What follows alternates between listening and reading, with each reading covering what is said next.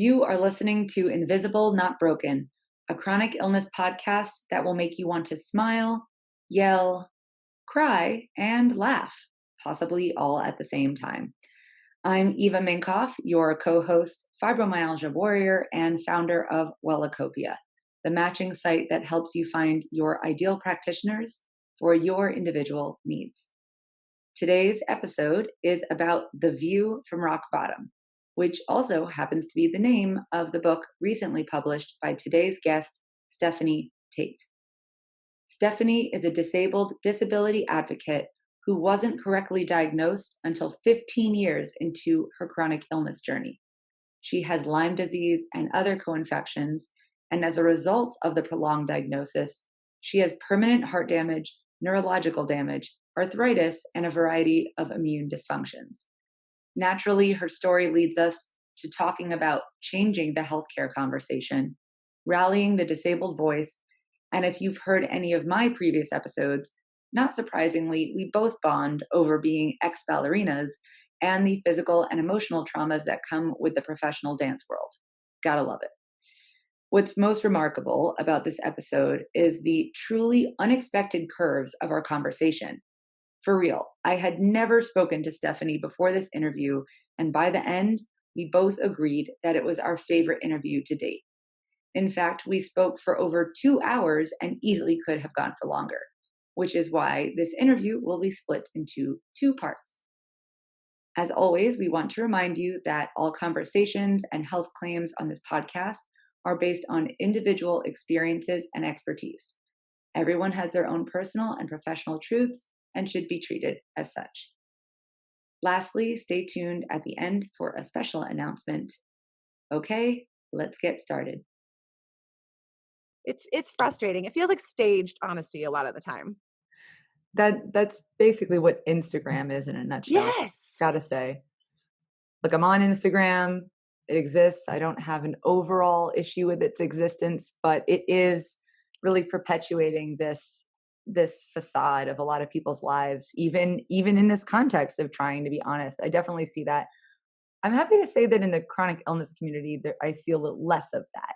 I think it's very different here. Yeah. It really is. Something that I've heard a lot of people complain about is seeing people's stomas, those with IBD and their bags. And I love all the people that do supportive posts around their bags, like with and without, but Facebook and Instagram are known for taking down those posts because they call them disturbing images. Yeah. And that's kind of the point.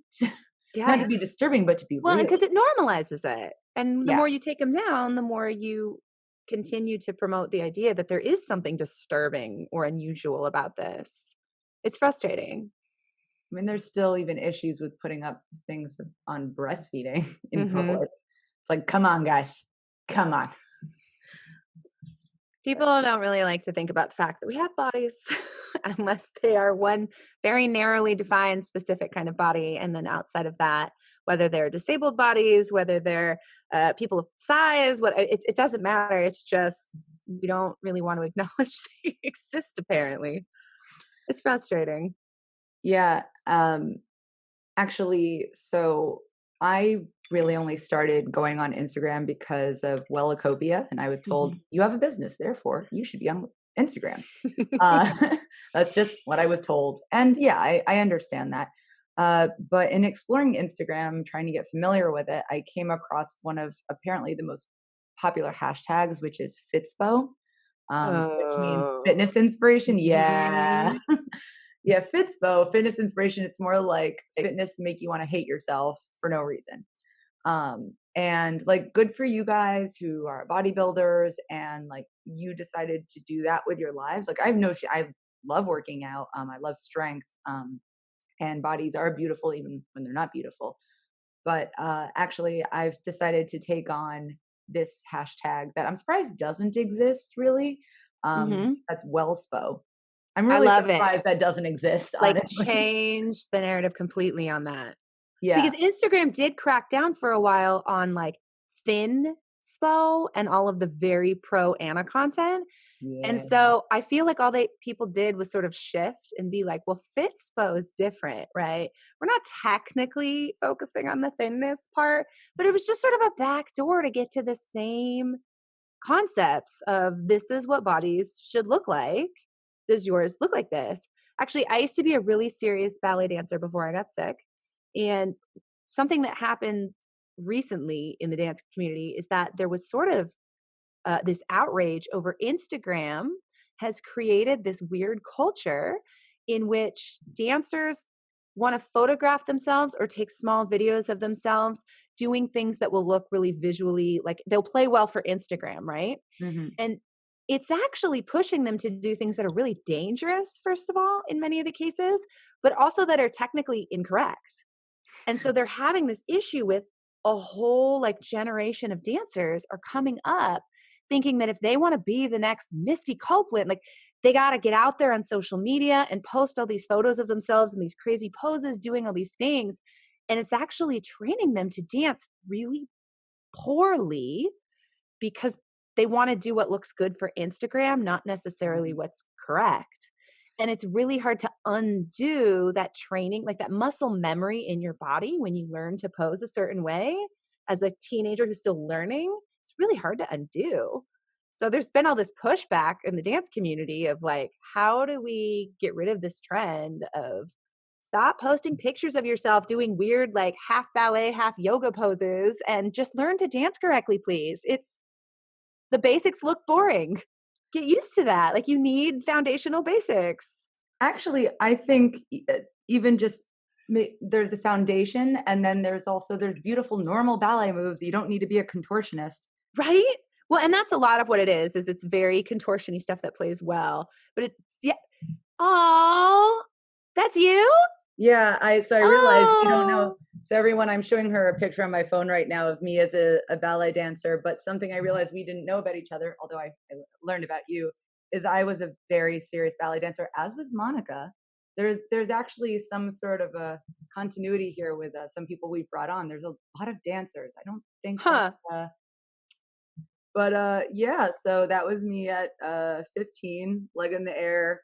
I like this photo. Unfortunately, I feel the need to have this on my phone because otherwise, and this is my insecurity, I feel like people won't believe that I was a ballet dancer, which hurts. I mean, I have like a Degas painting I made up there. Oh, ballet is absolutely I would say the main contributor or a major contributor to me having fibromyalgia and hypermobility, no doubt. And trauma, different kinds of trauma, but I definitely have some good old ballet trauma. It's a tough culture all the way around. Like it just doesn't necessarily encourage making good choices with your body. It does not. It is how I learned that anorexia is a mental illness and not a control issue because it sounds terrible. At the time, as a teenager, since I was surrounded by skinny minis, that's what I called them, amongst other names I won't say on this podcast. I tried to be anorexic. Like I didn't know what that meant, and I couldn't understand how can you guys dance without eating? I have no energy. Yeah, it's not just a pure willpower control thing. No, I didn't know, and now I thank God that I did not develop a real eating disorder like that. But when I tell people I was a ballet dancer, I don't know if you've ever used this comparison, but to get them to understand really fast without me talking about it a lot, I say, have you ever seen the movie Black Swan? Because that was my life, with the exception of the psychosis and like trying to murder people or whatever she does. No spoilers there. But all of the weird, like toxic drama of the culture and the anxiety of every little expectation, and you can't. Well, and when so much of it revolves around your body, it means you carry it outside of the context of dance, right? Like you can't just turn off the fact that you have to keep your body in a certain shape, right? So you leave dance rehearsal and you go into your quote unquote normal life, but you're still constantly aware of the fact that can I eat this? Can I do that? It dominates your brain 24/7 because you can't just take a weekend off from an eating plan or from an exercise plan, right? Like there's no, oh, I'll just step out of the dance world for a minute and not think about it and then come back and that won't affect me on Monday. You're painstakingly aware of the fact that you have to be on your game 24/7. And that's a really tough way to live. I'm Especially almost when really glad I got sick when I did and didn't get more serious because I can't imagine. I can't imagine. it's I always have a hard time bad mouthing ballet because for me it was the equivalent of um a toxic relationship, or honestly my first boyfriend and I, we were a bit toxic anyway, but we loved each other. It was just bad. We were high school drama, I get whatever. it. Yeah. Anyway, I actually compare ballet to that relationship where there Mm, was a real love there and a respect for each other in a number of ways, but it was bad. It was a bad environment, bad physically, mentally. So I still go to the ballet sometimes, which my mom is like, that's really masochistic. It is a bit masochistic, that's for sure. So I end up crying for like a variety of reasons. yeah. It's definite. I mean, I've like when it comes to trauma, very simplistic trauma, and I know that's something, well, we can talk about if you want to. Uh, I've had nightmares for the last decade about ballet. I've done work on it now, and so it's very, very infrequent for me to feel that way, but I still pay the price overall. And then I don't have kids yet, but my husband and I, we want kids eventually. And I asked him, would it be okay if our kids danced? And he said, yeah, absolutely, but they're not doing ballet. That's always the hardest question is when someone says, okay, but if you had a daughter, would you let her do ballet? And it's so complex. Like, I think for me, the line is when they're little, probably, yes, like, because there are so many good social skills and it's not all bad for your body. In the beginning, ballet really did give me a lot of the skills to learn how to notice my body and what Yes. my body was doing, which is a good and important skill. I'm working on that now in trauma therapy, right? If anything, I have to relearn how to hear my body's signals. I think a lot of people with chronic illness struggle with that, right? Because you spend so much time trying to push through pain or push through nausea or push through fatigue to live a quote unquote normal life that you almost train your brain to just stop listening to your body's signals. And you don't know how to do that well anymore. So there are good things to get out of ballet. But I don't know, I think my advice for most people is by the time they get middle school-ish, when it starts to taper off into something more serious, if anything, I would just introduce other kinds of dance. You know what I Mhm. mean? Like, it's not take dance away, but I think it's really healthy at that point to say, if you want to get serious about ballet, then let's try a year of jazz and let's try a year of tap, or let's try a year of something similar and see if what you really love here is dance or if it's ballet specifically, because ballet really is that one weird segment where a lot of that toxic culture is very specific to ballet. So I don't know, like it's not a bad thing to expose little girls to ballet. I would be so wary when it starts to get to that middle school, high school age when you're already so self-conscious about your body and you're learning how to express yourself physically. And I don't know, I think ballet just made it really complicated at that point. I'm wary. Yeah, And I'm not saying I'd be like, no, you are banned from ballet. I don't care if it's the thing you love most in the world. Like I'm not insane, but I I probably wouldn't go down that road unless they were really passionate about it. yeah. I feel like there are a number of ways in which my mom, who was incredibly supportive, like through all of it, that she says she would have done differently. I don't blame her for a minute of it, of course. Um, Part of that might have been going to a different school. It was the best Mm, school where I grew up. And it's a that very, makes a difference too. It really does. yeah. I mean, I became a really good ballet dancer, but obviously it had repercussions.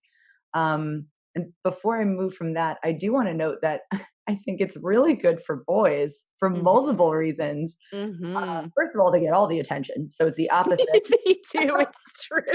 The opposite. Uh, if and now I know that there's this stigma around boys in ballet being homosexual. And look, a lot of them are, maybe because they're joined to it. My best friend, my best male friend, is a ballet dancer, not gay.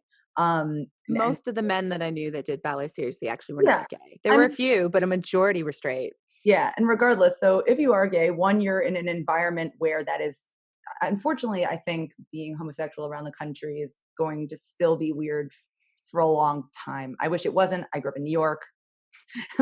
So, in New York, obviously. But so you're in an environment where that's not the case. And then if you're not, you are surrounded by women. But also, I think more importantly, having a man in a woman's world really pushes for respect around women. Mm-hmm. I think it was Balanchine. So I'm talking all about ballet here, but I know we totally didn't even plan this. This is not planned. But I feel like there's so many ways to relate to actually chronic illness and ballet, and then also ballet leading to chronic illness.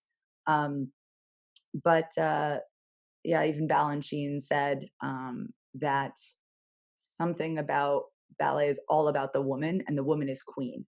And so in weird ways, ballet has some very healthy perspectives. That is one of them that I tried to remember. And feeling your body. I gotta say, as someone with a very chronic illnesses are always physical. They always manifest physically in some way or other. I tried to explain to my husband, because he never saw me as a dancer, what I missed the most. And other than performing, it was actually this sense of, maybe you can figure out a better way to say this, but feeling my body like do something grand, even if it's stretching. So I love when I still stretch, which is probably not good for my hypermobility, but I love touching my toes and stuff. And when I run my hands up and down my legs, and I can feel like how, I guess, limber I am, and then lifting it. It's that whole, like you said, being aware of every part of your body. Yeah. And I love that. And I'm really aware of my body now, but not for good reasons. Yeah. So yeah, that is. I've gotten to a point where it's not so difficult for me to watch ballet, but I know that I will never be in a place where I can go down to your local community center and take a nice exercise driven adult ballet class that's, the non-serious, we're just a community group that gets together and we do a little bar work and a couple things across the floor. And I thought, okay, that might be nice for me. Get out, when I need to move. I can't, because I don't know how to say this without sounding horrible, but it doesn't even matter if I'm the best person in that room, right? If I'm very skilled for that room, I will always in my brain be comparing to those things that my body used to be capable of. And that will always feel frustrating for me. It will always feel like a loss. I'm not saying I will never take a dance class. It's not going to be ballet though, because you're right. You're so in touch with your body and you're so aware of tiny little muscle groups, right? That you hardly even knew existed before. It gets to the point where somebody can come over and literally stick a hand on some point on your arm and say, this needs to move. And you can just contract a muscle that you didn't even realize was there before. I can't do that anymore. And even if I can, my body won't necessarily go that direction anymore. And I don't think that'll ever stop just feeling heartbreaking. I don't think I'll get any joy out of at least I can kind of turn out. At least I have better turnout than those old ladies over there. That's not helpful to me. I'm just going to be comparing to what my body used to be able to do. So I just kind of avoid it entirely now. I totally understand that. I can't actually remember if I said this on another podcast yet, but I'll say it anyway. A month or so ago, I actually did do that. For the first time I did a few classes 5 years ago, but otherwise I haven't really danced in close to a decade. And I joined this new gym, and it was like the second day I was there, was wondering what classes were going on. Cause I do like classes because I have that performer streak in me, right? And I always go to the head, tell them I need to modify, blah, blah, blah. I walked past one of the studios and there was ballet that was about to start. It was like an extra class that clearly wasn't on the board. And I was like, oh my God, oh my God, oh my God. Like I was drawn to it, really like a moth to a flame. Yeah. So I walked in, especially because people are stretching, getting ready, Oh, the music. It was like being in a dream/nightmare. But I live in Rochester, New York. Everyone's really nice up here, like, and very supportive. Everyone there I could see, like, I hate to say this, but I could see like they weren't really ballet dancers, right? But the teacher looked legit, and I just went up and I said, "Can I join?" And I was wearing socks, which is not conducive if anyone's wondering, especially on like a wooden floor that isn't like a marley floor, which is those rubbery ones. No, definitely not the right thing to do. But I started doing my pliés. I started to cry, and it was really intense. But again, it was that love, but the sadness and the memories. And long story short, it was actually a really lovely experience.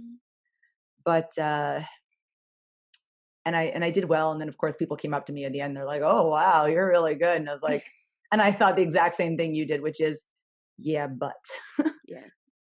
But you have no idea what good means to me. right. Yeah. And it's not even compared to like other dancers out there. It's just, oh yeah, talk about turnout for everyone. Turnout is when like, your feet go to the side rather than parallel in the front. And I'm in no man's land. I'm not really turned out. I'm not really parallel ever again. So no man's land. And yeah, these little muscle movements overall, I think it's important to talk about this because it's not just ballet. We're talking about the loss of the lives we used to have. Yeah. But the reason I want to talk about actually this class, or I want to just finish with this part, is I thought to myself, okay, what can I do to change this experience? How can I make it a positive one? Because there is a side of me that loves ballet. And here I am in a class where there's not competition. It's very relaxed. It's at my gym. The teacher's very nice, but she actually is a very good teacher. And so I decided, why don't I just focus on what I love about ballet? Like moving my body to the music and feeling like light and flowy and not focusing on the pain in my body, but the wonderful things that my body is still able to do. So I was like, whatever my turnout is, it is what it is. I'm not gonna put myself down for it. It does make certain moves difficult. There's a reason why turnout's a thing. I am heavier now. There are difficulties because of my body, but I just decided to focus on what is working here. What can I do? What do I modify if I need to? And I've now taken 4 of them, 4 of these classes. Yeah. Good for you. I'm proud of myself for that. Before I did the second class, my husband, my mother, and my mother-in-law all like sat me down as if I was about to get back together with my ex. Like seriously. They had a ballet intervention. Seriously, that's exactly what happened. That's exactly what happened. But I'm hoping that that is a bit of wellspo for some people in that, look, we can't necessarily do what we used to do. And maybe there's a much greater divide for other people. Like maybe it's not, I can't do as well in a ballet class, but it's like, I can't get out of bed. Or, I know that for a lot of people, there's a totally different spectrum. But I think about, in regards to everything that we love, I think there are parts of everything that we love that we can still embody and experience, even if it is in a totally different format or environment. So I did not plan on going here, but I did not either. This is where it went. When 2 ballerinas get together, it happens. Yeah. So would you like to go back and talk about your story a bit? I tend Yeah. to start with you have a long story. A lot of us have a lot to our story, right? It's whatever you want to talk about and whatever way in which you want to talk about it. Okay. Um, so for me, I mean, I was dancing and I was back in high school for me when not only was I dancing, but I was doing really well academically. I was pretty gifted and bright, had a lot of great plans for college in the future and what I wanted to do with my life. Kind of sky's the limit sort of stuff. And right about the middle of high school, some really weird things started happening. In the beginning, it was what we affectionately called breathing attacks because we had no other real word for it. 1 minute I would be fine, and the next minute I would be gasping for air, totally hyperventilating, feeling like I wasn't getting any oxygen from my breaths, which, of course, when you're pushing yourself physically with something like dance, that's a problem. It's a real big problem. So I saw a couple of doctors. They looked at asthma, didn't really fit. They gave me an inhaler anyways, like a rescue inhaler, because you don't want to leave me empty handed with nothing to do. But uh, the insinuation was sort of maybe this is more psychological than physical because we don't really see a reason for what's going on here. So we kind of just tried to power through and ignore it. But more weird, seemingly unrelated symptoms started to stack in. I was getting injured constantly, which, again, when you're dancing very seriously at that age, you just sort of write that off as, okay, my body's being pushed too hard, or I'm going through changes and my body's responding this way. But I started getting injured when I wasn't dancing or pushing my body. Like I'd be walking down the stairs and my knee would just give out. Like that's not normal. Uh, and then the fatigue was the real big one. I just started sleeping constantly. It got to the point where I would sleep 10, 11, 12, 13 hours a night and wake up in a complete fog feeling like I hadn't slept at all and I needed more rest. And my parents were a little bit concerned, to put it lightly, very frustrated. They went to doctors and said, what is going on here? Again, partially because of my age, because I was a teenager. And I really do believe partially because I was female. The comeback every time was, well, that just sounds like depression. I mean, have you tried Prozac? Have you tried, of course she doesn't want to get up and go to class. She's a teenager. Like that's just, she's being a depressive teenager. And there really wasn't anybody who was taking very seriously that there could be something physically wrong with me. My grades plummeted. I just could not keep up mentally with remembering what I had learned the previous day, let alone like sometimes it was, I would be reading something and I could read 4 or 5 lines and realize I don't, like I've already lost it. I have to go back and start over again because I can't remember what I just read 4 lines ago in this paragraph. And I could read it 4 or 5, 6 times before it clicked. This was not me. This was very unusual. I made it through high school, but barely. By that point, I, right around 18, 19, had to just pull back on dance. It wasn't going to happen. And for people that don't go through the whole ballet world, that's a very serious turning point age of like, are you serious about doing this professionally? Or is this more like, I want to be a ballet teacher? Like you kind of need to figure this out because this is the age where you're either going to pick a path or it's going to be too late. You can't decide at 25, I want to be a professional dancer. It's too late. It's too late. So because of the timing, it was just sort of, okay, I guess that's it. Like if I'm not in shape to do this now, I'm not going to do this professionally. I'm going to have to pick a different plan.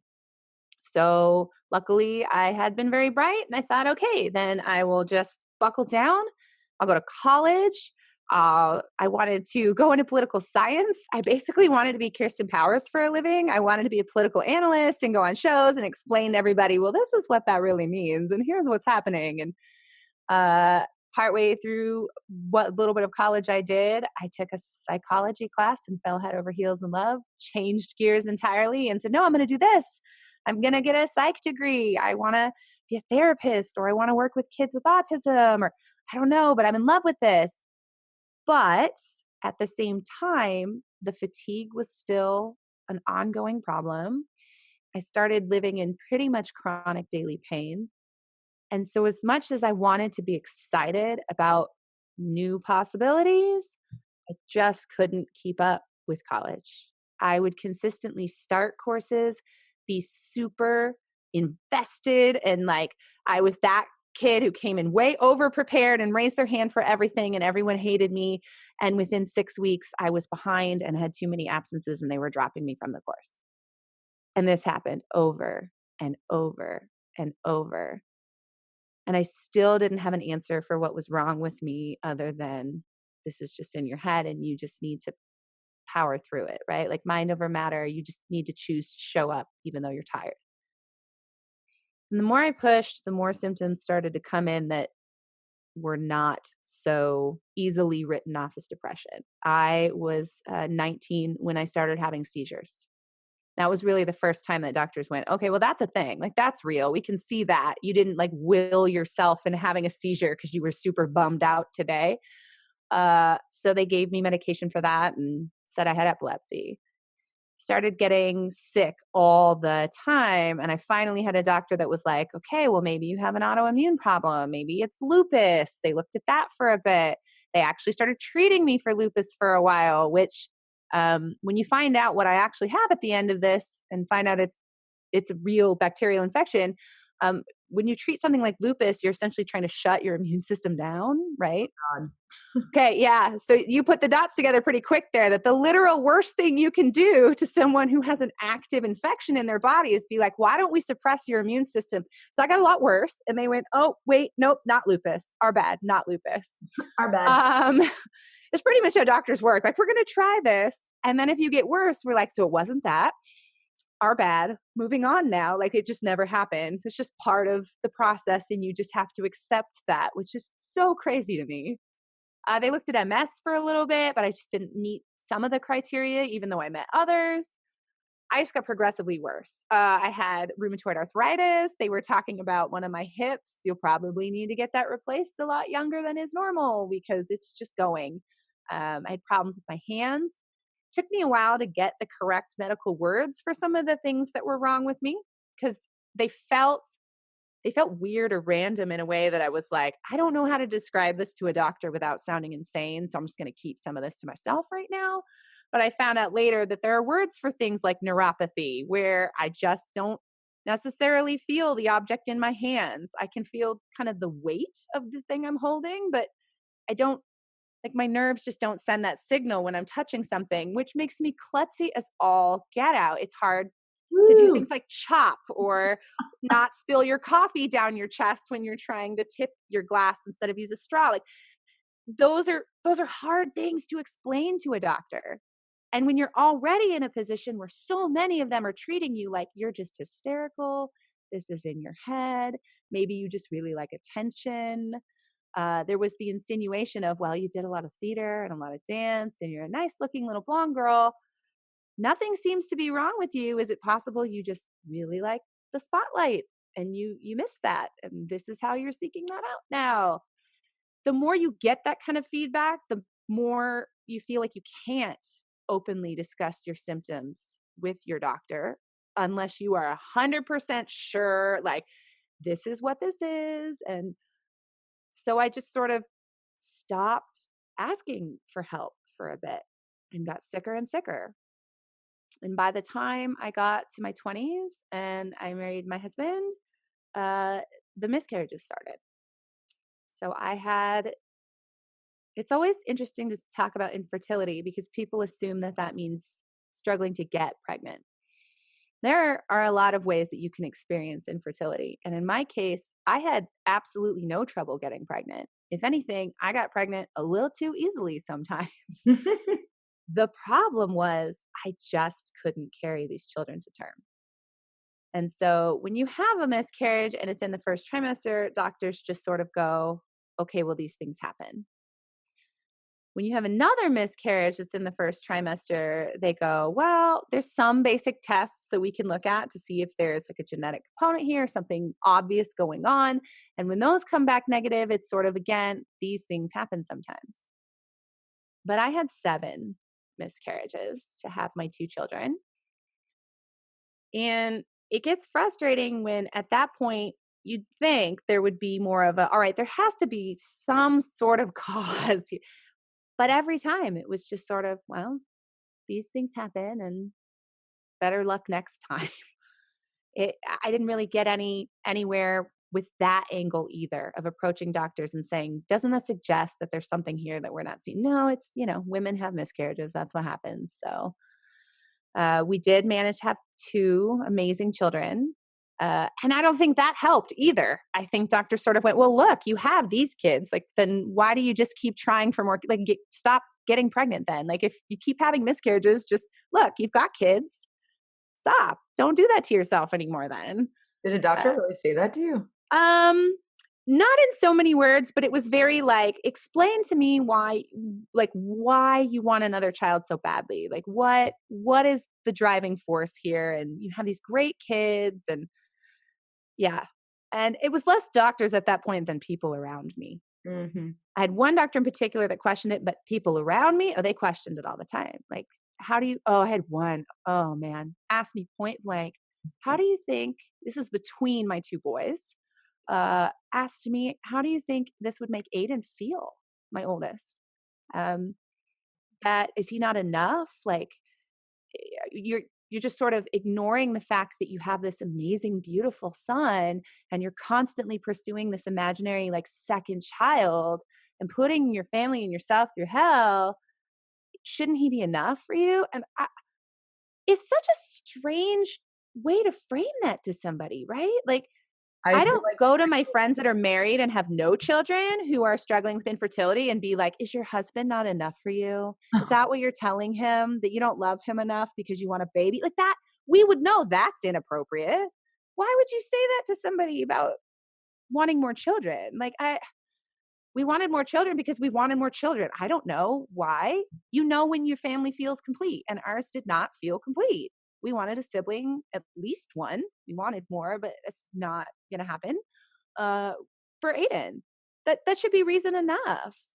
I shouldn't have to justify and explain why I'm worthy of fighting for more kids. It just, anyways, it was a frustrating process. But throughout the whole thing, I felt like doctors weren't connecting any of the dots that weren't obviously connected, right? Like there'd be somebody looking at seizures and there'd be somebody looking at miscarriages and there'd be somebody looking at pain and someone looking at fatigue and my other doctor who handles the arthritis. And it it wasn't that they didn't know about the other pieces. For reference, I've predominantly spent most of my time on insurance with Kaiser Permanente, and they've actually been really good for many years about sort of centralizing all of their information.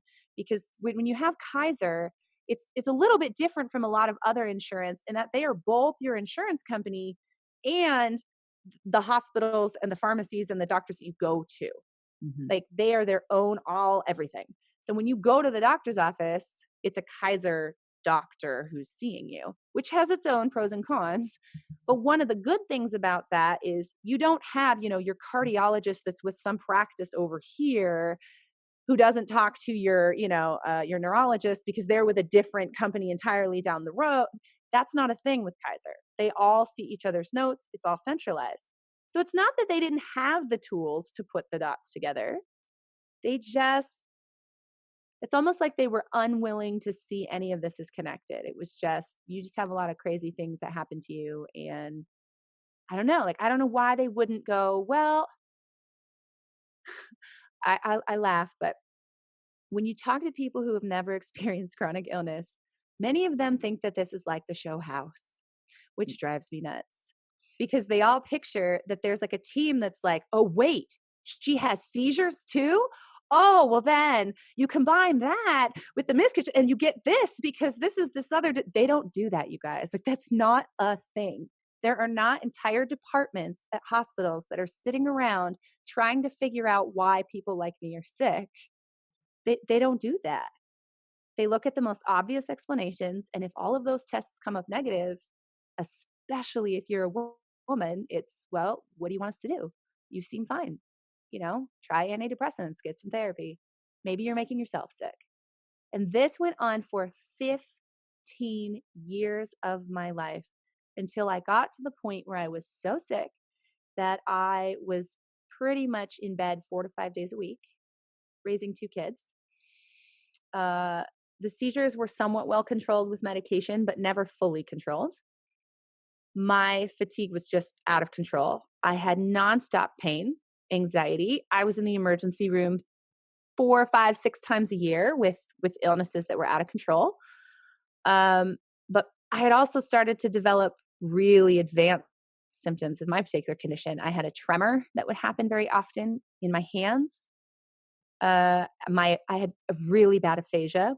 I couldn't access my words anymore. Very simple words that were very basic, like hat, would just disappear, and I couldn't speak clearly.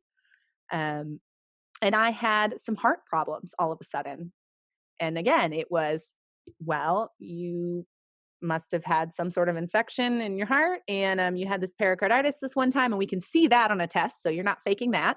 And maybe it left some damage, and that would explain some of the issues with your heart. And it's all unrelated once again. It's like they just started throwing darts at a board of like, maybe you have 20 rare conditions all at once that have nothing to do with each other. That seems logical.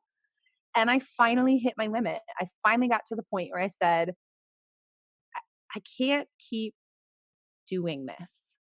It's almost like, I think for many of us who are chronically ill, you go through sort of the stages of grief, if you will. And I had gotten to the point of acceptance in a way of sort of, this is just my life. It's just going to be like this. There is no answer. They're never going to have an answer. Maybe I really am just crazy. Maybe I really do have 12 random things at once. And I don't know what started the cycle over for me, but it was like I got to the point where I couldn't live in acceptance anymore. And I was willing to just sort of jump off the cliff and go all the way back to start and risk going through all of that cycle again if it meant maybe, just maybe, there was an answer here that they had missed. And I started fighting really hard to get new tests for new things. I started looking at all kinds of crazy options. And what's hard with insurance is when your doctor and your insurance company are the same company, you know immediately if you're going to get approved for certain tests or not. And many of the times I would go in armed with all of my information and say, I fit the profile for this or that, and I'd like this test. And they would go, no, we're not doing that. If you want that test, you can pay for it yourself, but we're not doing that. And one of those tests was the initial test for Lyme disease. I knew somebody whose daughter was quite a bit younger than me, but had started to go through very similar stages to what I went through. And in her case, they were able to figure out relatively quickly that it was Lyme. And she got treatment, and she was like a different person. Her life completely changed. And I thought, well, that's something we never looked at. It's worth a try. Let's just get the initial test. And to be tested for Lyme disease is a 2-step test. And if you get the correct kind of positive on the first test, then they do the follow-up one. And I went to my doctor with this information, and my doctor said, and I quote, well, Lyme is just the diagnosis du jour. Everybody thinks they have Lyme. And it was like, okay, I don't really care what other people think. Like, here's my case and all of my information. I fit the criteria really specifically. Can we at least just get the test?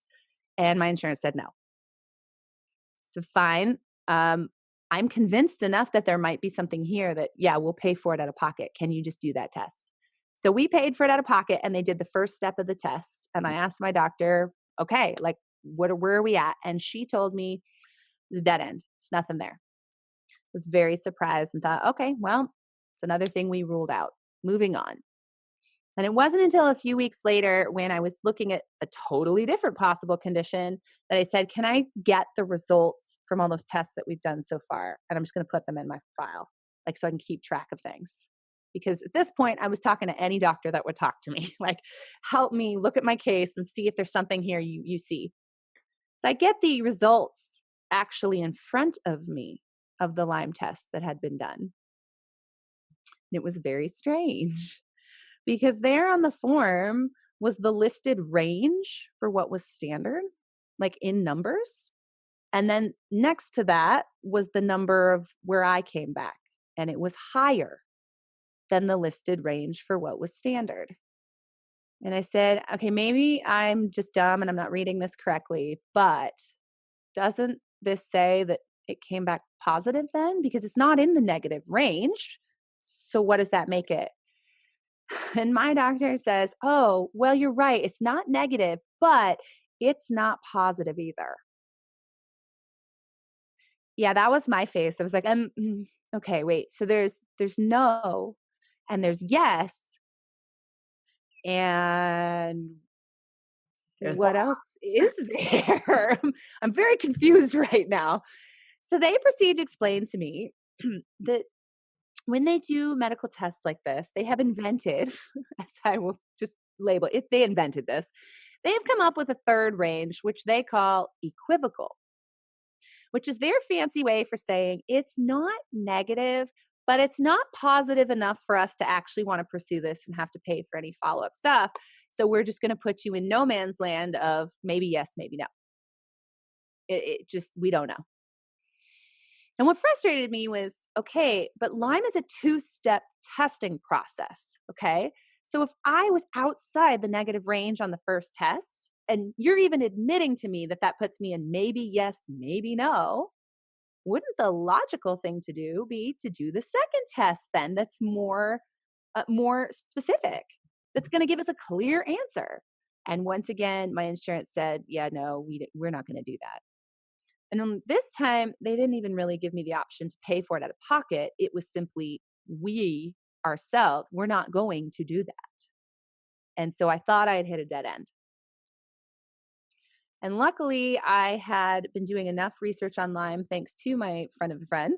And I knew that there was a company called Agenix that specializes in testing for Lyme. It's a private lab, and you can pay them to do it, and it has nothing to do with your insurance. So we pulled the money together and started from scratch and did both steps of the Lyme test through Agenix.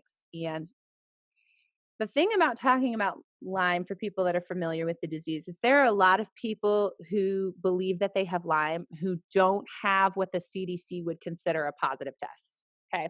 And I am not one of those people who's going to go out there and go, and those people are nuts and they don't know what they're talking. It's fully possible that many of them do have Lyme. The testing is notoriously inaccurate. It's so inaccurate that a number of states on the East Coast where Lyme is really prevalent have enacted laws that say if you get a Lyme test, your doctor has to give you a piece of paper with it that actually says, if this test comes back negative, it doesn't mean you don't have Lyme. That's how inaccurate the testing is. So I'm not going to discount those people's stories, but I want to be super clear. I'm not one of those people. When I got my lab results back, I have what the CDC considers a positive Lyme result. And I brought that back to my doctor and said, look, it's Lyme. And they said, but we didn't do this test. So how can we actually know that you have Lyme? Because for all we know, like, you could have sent them anybody's blood, or they could have tested the wrong blood, or like, we don't even know how this lab does their tests. And we would need a positive result from us. And so I said, fine, then let's do the test.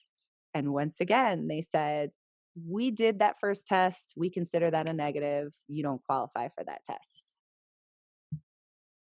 And I thought very seriously about fighting that, but I had done enough research into Lyme and the Lyme community and my insurance to know it wouldn't have mattered anyways, because all they were going to be willing to do was say, here's 30 days of antibiotics at tops, at absolute tops.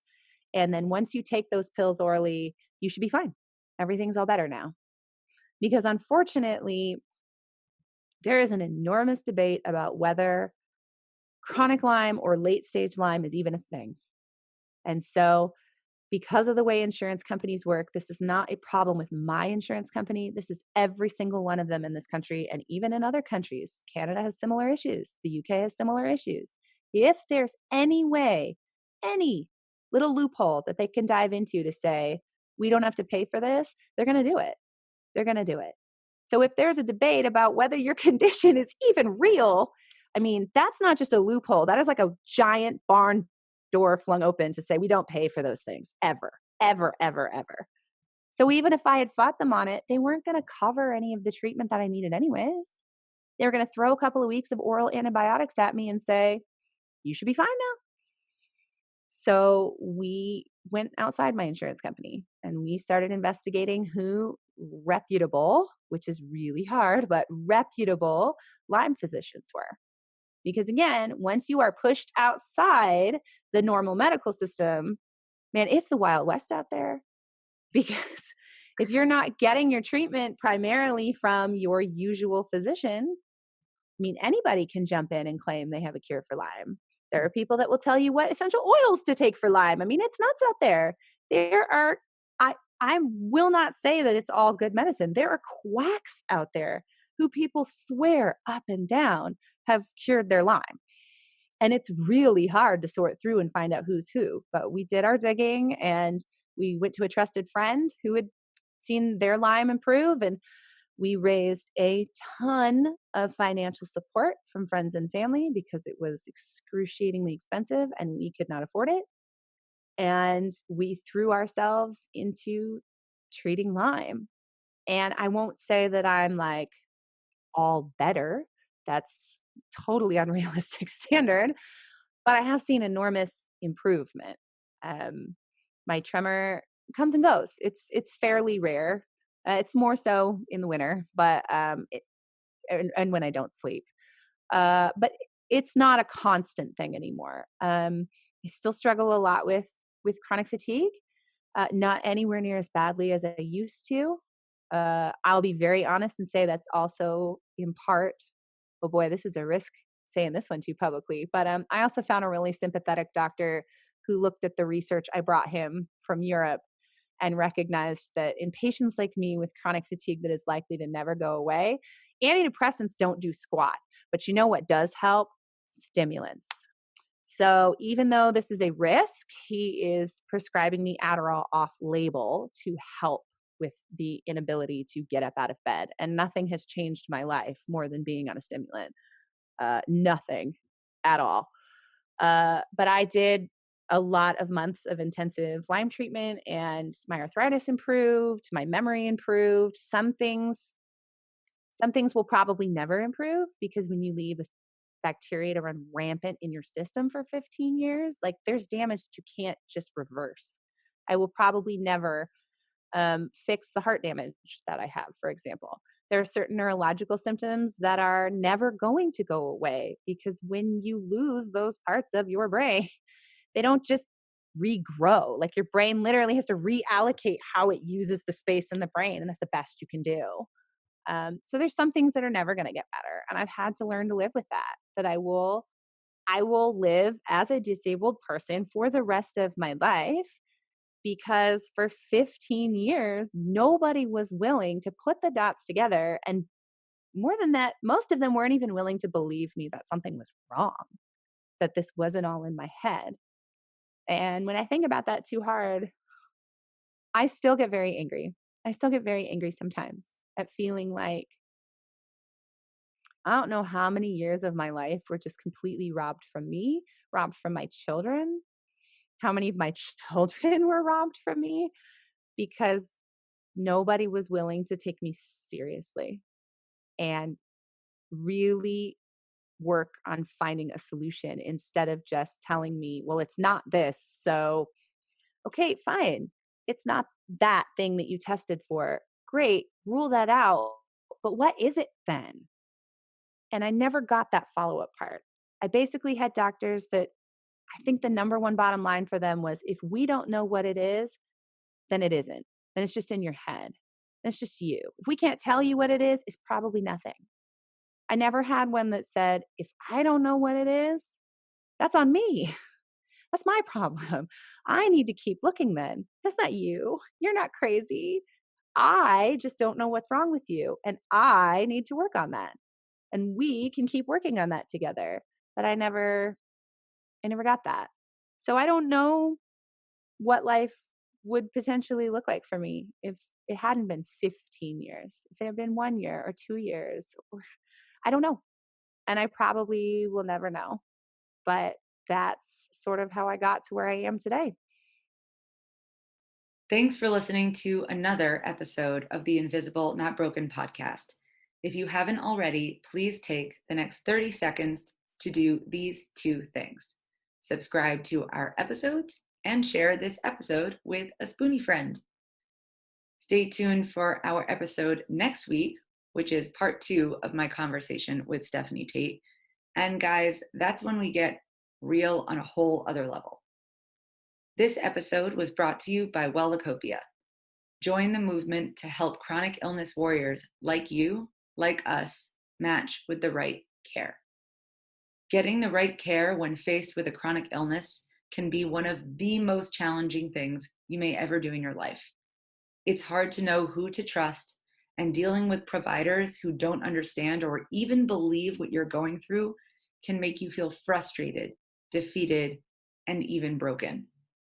I don't believe it has to be this way. I started Wellacopia because I was suffering too. And knowing the reality that it takes an average of 10 years for an accurate diagnosis really pissed me off. That's 10 years of suffering, 10 years of doubting, 10 years of missing out on a full life. We built Wellacopia to match people with practitioners who are best for them, not just as patients, but as people, because the patient-practitioner relationship is a human relationship. Matching with the right doctor should be treated with just as much care as matching with the right life partner. We've only been live for a few months, and already we have people seeking matches in 42 states and 5 countries.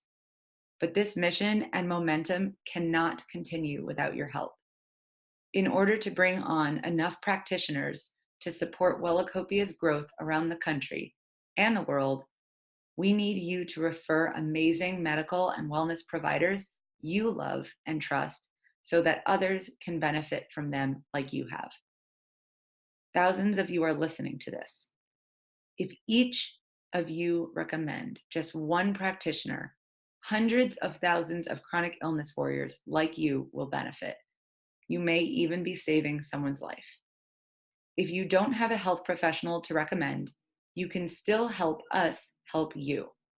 The more people we have on Wellacopia, the faster the community grows, and the better the matches will be.